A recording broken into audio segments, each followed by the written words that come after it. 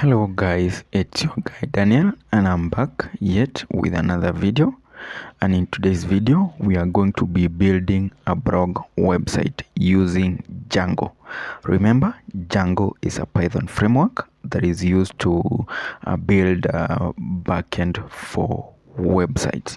So our goal will be to create such a website whereby you are able to create new blog articles, and they will be displayed in our homepage.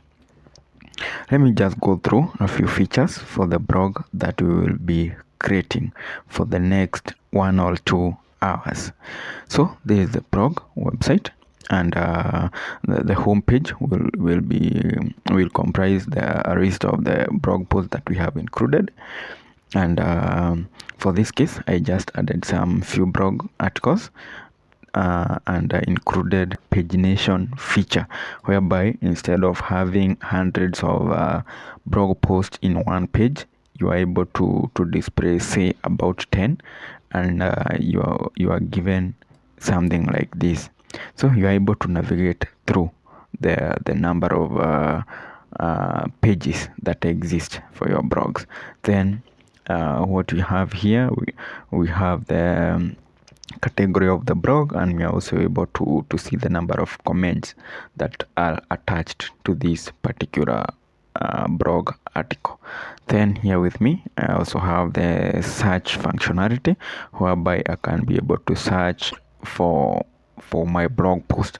Basically this search field is based on the title of the blog. So for instance, let me search for first. That should be the title for my first blog article. So let me search. After searching, I'm able to get the results of my search intent. So let me search for something that doesn't exist. Let me just search for new. And since that keyword does not exist in any of the titles of the blog articles, then there no post at the moment. Right, then the next thing, we will be able to display the categories that exist with the number of articles that are attached to each category. Then we also have a list of the existing blog articles that we write. So we can restrict this list to be about the first, or rather the latest 5 blogs. Then the next thing will be to ensure that we are able to navigate. For instance, in the home page, whereby we have the list of articles, we don't include all the details of our article. So we display a few characters, after which we add a functionality whereby a user will be able to click and navigate to the rest of the page of the information of that particular article. This is the other information of that article. And in this Django tutorial, we have also included a special type of text field, whereby the admin will be able to give different styling to the blog article. They can add different decorations to the article, as opposed to the normal model text field, whereby you are just able to enter plain text. We are going to see how to implement that. Then another thing, we also have a comment section, whereby users will be able to leave a comment, but this comment for this particular tutorial will only be displayed here after the admin has given approval.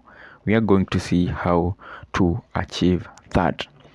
Then I also have the admin section, admin dashboard, whereby we have the different tables.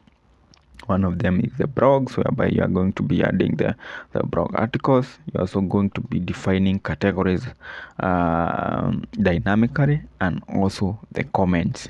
So we are going to see how to work with that. Here you can also add new users who are going to be adding blog articles or managing and regulating, say, the comments and all that. But for the scope of this video, we are just going to work with these three tables.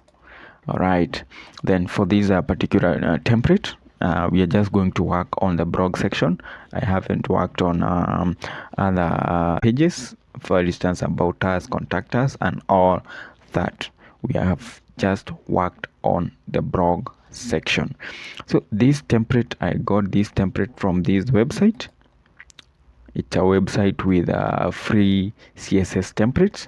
You can download them for free for practice purposes, and you can also customize the templates to suit your needs. For instance, you can use this template to customize your personal website, but it's always good to give credit to the author of the template by leaving the tag of the information in the footer. All right, so this is the original template. This is how it looked like before I started working on the blog section with different number of pages. You can see how it looks. So as part of your practice, if you are starting to work with Django, you can work on all these pages, inject the static files, and work on the images as well. Should you face any challenge, you can always write a comment, and the community behind us will be able to offer solution to whatever challenge that you face. So let's dive in and see what the project has for us.